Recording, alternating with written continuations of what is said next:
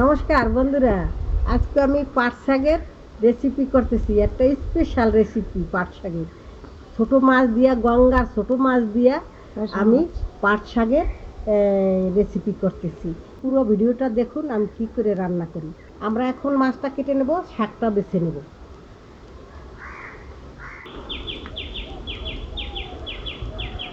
কত পদের মাছ, তাই না দিদি?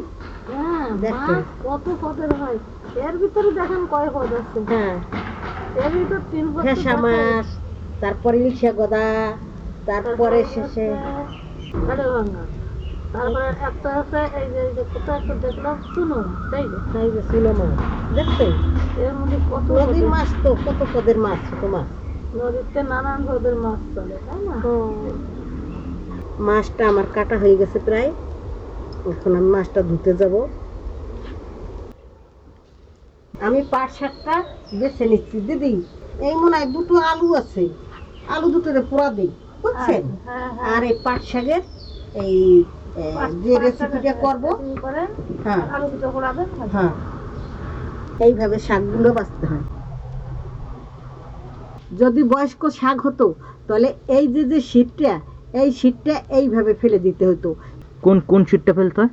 এই যে এই শীতটা ফেলে দিতে হয়, এই কোন? এই যে এই যে এই শীতটা ফেলে দিতে হয় এইভাবে। এখন তো কচি শাক, এখন তো কচি শাক, তাই এখন ফেলা লাগবে না। দেখি শাকটা আমি কেটে নেই। দেখেন কি করবেন, কাটেন। এই গাবলার করে রাখেন, না তো বটিয়ে দিয়ে দেবো। আমি এবারে লঙ্কাগুলো কাটবো। লঙ্কাগুলো কাটলে আমি শাকটা কাটতেছি, দেখুন কিভাবে শাকটা কাটতেছি। একদম কুচোচ্ছিও না, আবার এত বড় রাখছিও না।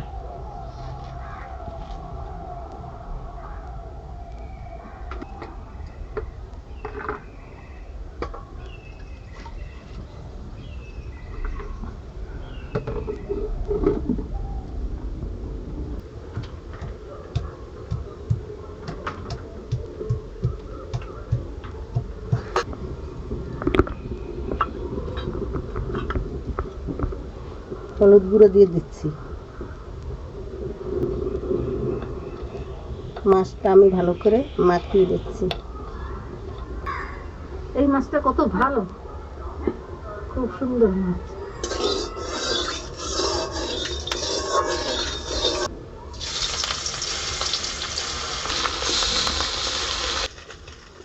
যা নিয়ে যাইছে বৃষ্টি পাবে। আমার মাছটা ভাজি হয়ে গেছে, আমি এখন তুলে নিচ্ছি। মাছটা খুব ভালো মতো হয়েছে।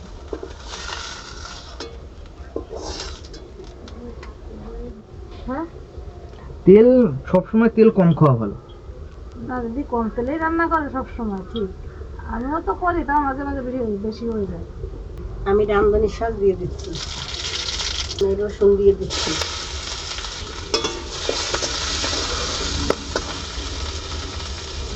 কাঁচা লঙ্কা দিয়ে দিচ্ছি,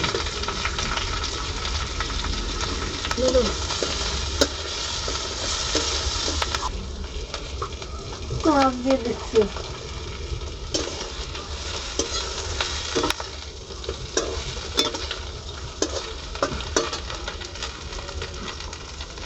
জল দিয়ে দিচ্ছি।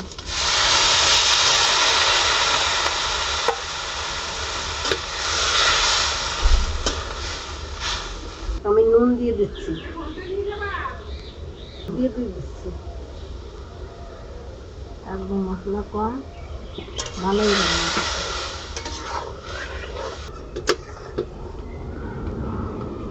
আমি শাকটা এখন তরকারিতে দিয়ে দিচ্ছি। আপনার রান্নাটা একদম পুরো অন্যরকম। স্বাদটাও তার জন্য অত ভালো, কারণ মশলা টশলা কিছু নেই, কিন্তু খাইতে খুব স্বাদ। একদম পুরো আলাদা রান্না। কিন্তু সবার কথা ভেবে রান্না, সবাই ভুল ভাল জিনিস খেয়ে ই হচ্ছে। হ্যাঁ, একজন সেরকম করে শুধু এ মশলা সে মশলা ওই তাই। এই শাকটা কত ভালো রান্না হচ্ছে, খাইতেও কত ভালো হবে, কত স্বাদ হবে।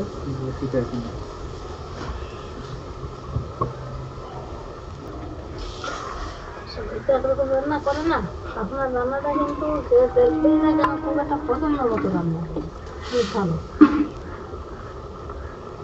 মানুষ না রান্না করে না খেলে বুঝতেই পারবে না যে জিনিসটা কত ভালো হচ্ছে। কাঠের জালের রান্নাই স্বাদই আলাদা। এটা ভোমরা লেগেছে, ভোমরাটাকে মেরে দাও।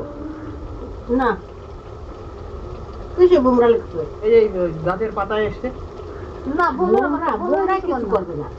গান্ধী পোকা, মা গান্ধী বোকা তো ভালো। গান্ধী পোকা। এবার আমি তো কি করবো? আচ্ছা দেখেন তো এবার কি করে দিতেছি। আপনার কোন কিছু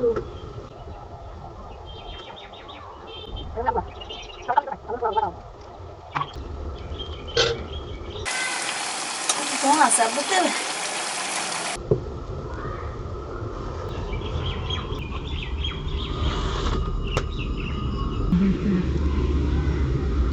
আলু দুটো পোড়া দিচ্ছি।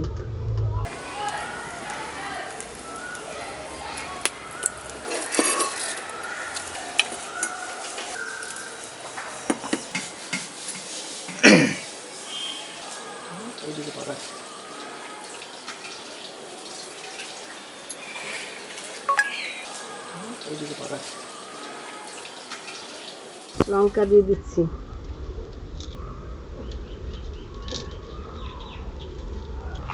নুন দিয়ে দিচ্ছি।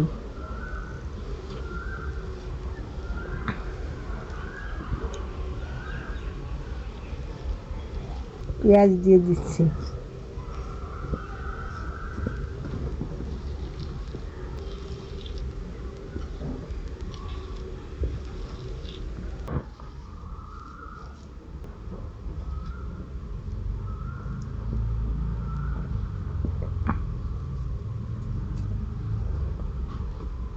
দেখেন খেয়ে কেমন হয়েছে। মেঘলা মেঘলা ওয়েদার, আলু পোড়া আর পাট শাক। আলু পোড়ার স্বাদই আলাদা। আলাদা। হ্যাঁ পুরোপুরিটা কত ভালো হয়েছে। সিদ্ধ আলুর থেকে একদম শতগুণী এক থাল ভাত খাওয়া যায়, দেখছেন? একদম। শুধু আলু পোড়াটাই শুধু আলু খাওয়া পোড়া যায়। দিয়ে খাওয়া হয়ে যায়। খাওয়া যাবে।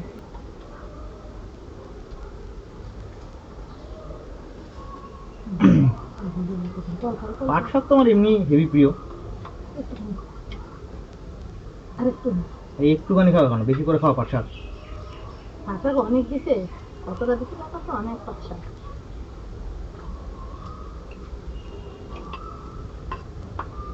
হেভি ভালো হয়েছে। রসুন দিলে পাট শাকের একটা টেস্টি আলাদা টেস্ট হবে। আলাদাই হয়। সবাই এবার একটু বন্ধুরা এইভাবে আপনারা খেয়ে দেখছেন পাট শাক রান্না করে, খুব সুন্দর লাগে। হুম কত ভালো লাগছে। সবাই মিলে নাই খুব সুন্দর, এই যে মাখা মাখা হয়েছে।